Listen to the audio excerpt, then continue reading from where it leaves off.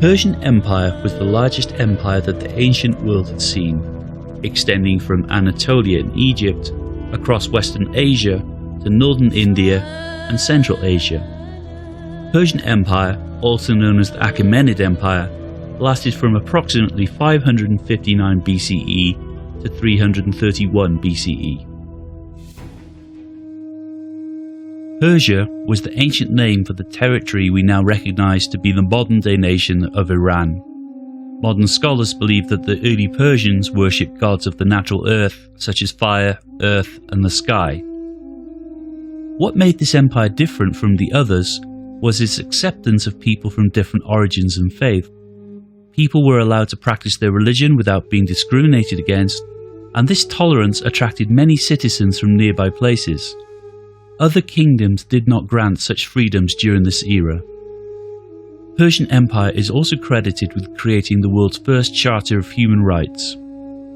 The Persians began as nomads in the Zagros Mountains on the Iranian plateau.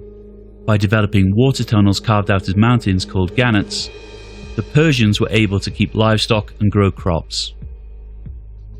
Most of the credit of the rise of the Persian Empire was due to the first Achaemenid emperor, Cyrus the Great.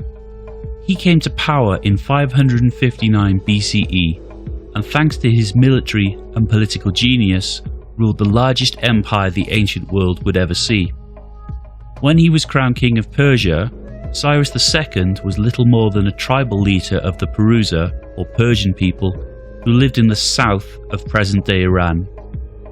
He immediately waged war against the Medes, an ethnically similar people who had built a strong kingdom throughout northern and western Iran, Turkmenistan, and Afghanistan, and they were conquered by 550 BCE.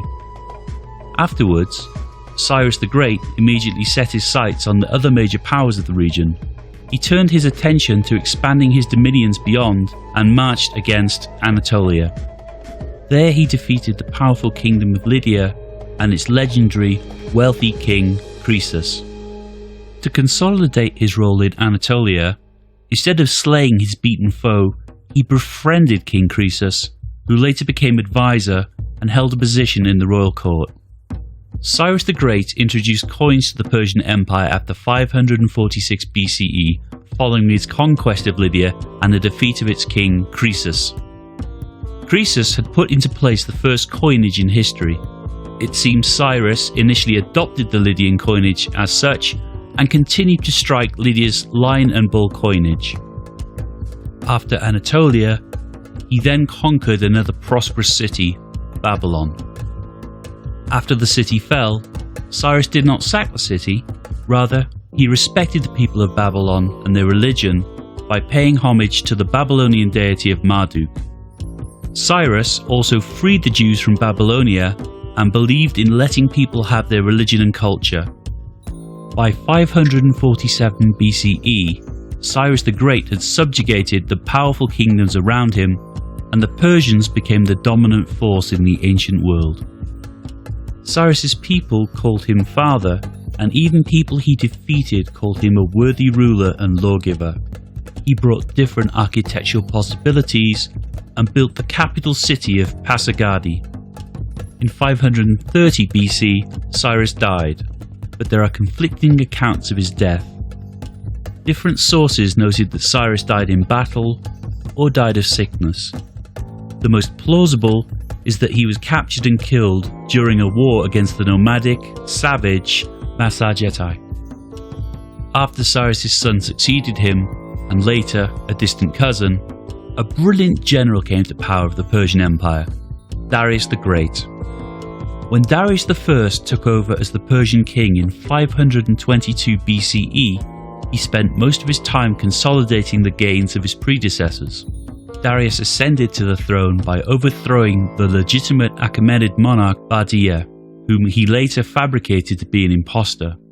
Darius I conquered even more cities in Iran, Pakistan, and parts of Central Asia and northern India.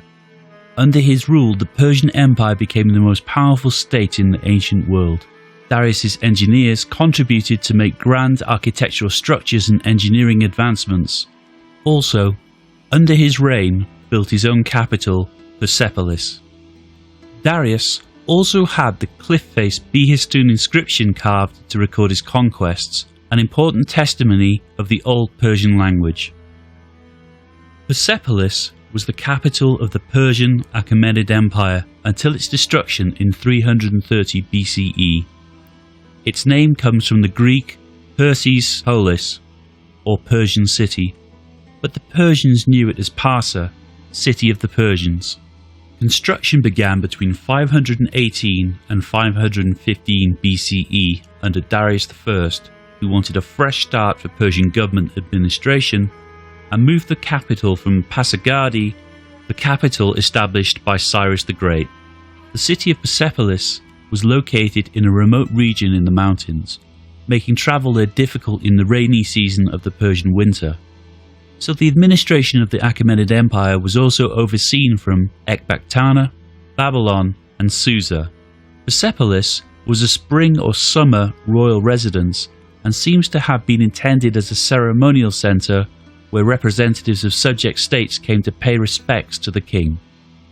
Darius recognized that such a large area needed to be properly structured and organized in order to function efficiently. He set up a system of provinces and governors, and a postal service that spanned the empire in order to establish widespread communication. Darius also used the tribute money paid to him from each province to fund public works, such as roads and canals. Darius ordered the construction of the royal road to facilitate rapid communication throughout his very large empire from Susa to Sardis. Mounted couriers of the Angarium were supposed to travel 1,677 miles from Susa to Sardis in 9 days. The journey took 90 days on foot. The construction of the roads were of such quality that the road continued to be used until Roman times. Darius the Great's ascension to the throne marked an important moment in the history of the Persian Empire for a number of different reasons.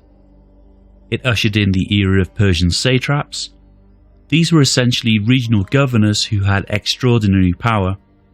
The success of these institutions, along with the Persian Empire's commitment to building roads and raising armies, is what helped the Persians remain the dominant force in the region for so long. Darius's ascension also launched the Greco-Persian War.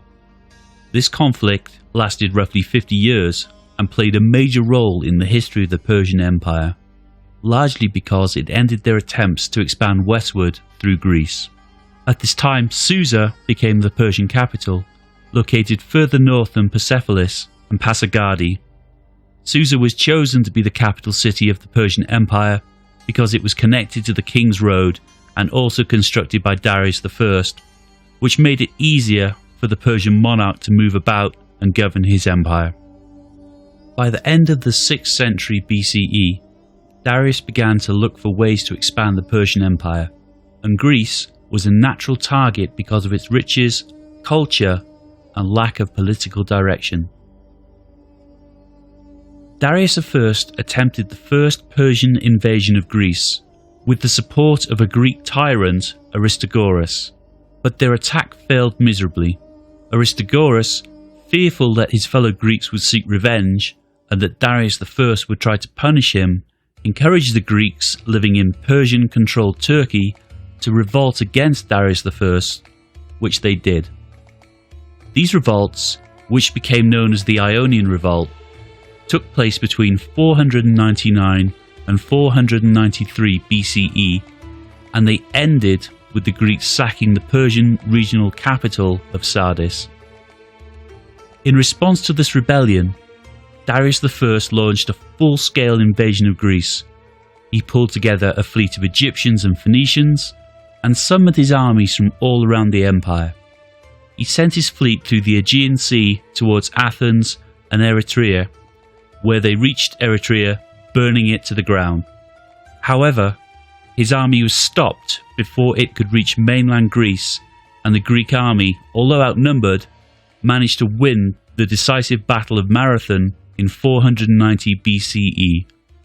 This effectively ended the Persian attack. Darius I's health had begun to fail during the revolts in Egypt, and he died in 486 BCE. Darius's body was embalmed and entombed in the rock-cut tomb at Nakhshe-Rostam, which he had been preparing.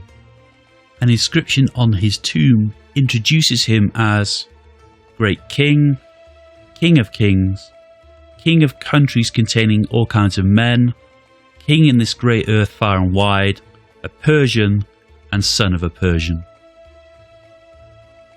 Xerxes is perhaps one of the most well-known characters of the ancient age.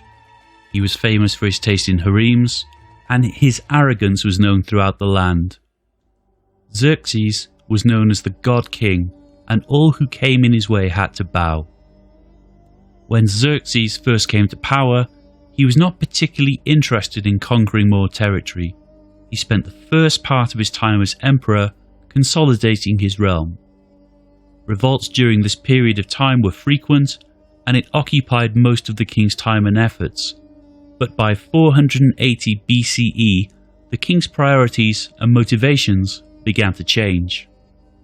Xerxes was convinced by some of his advisors that Greece must be defeated and ruled.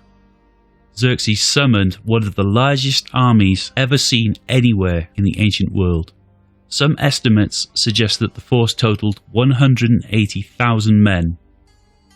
He also put together a fleet of Egyptians and Phoenicians, with the goal being to march on Athens and perhaps even Sparta, so as to bring the Greeks completely under his control.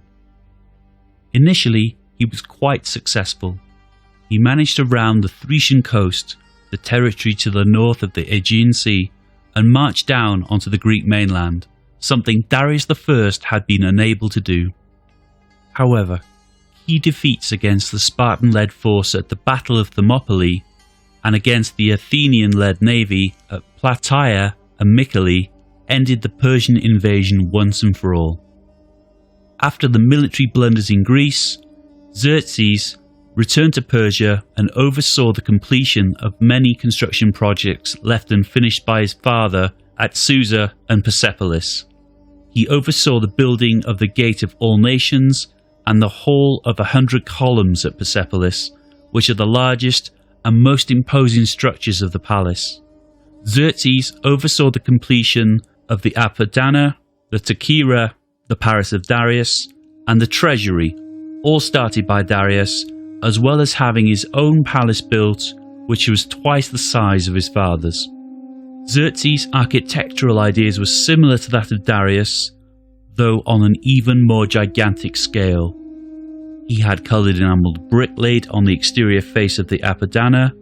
He also maintained the royal road built by his father and completed the Susa Gate and built a palace in Susa.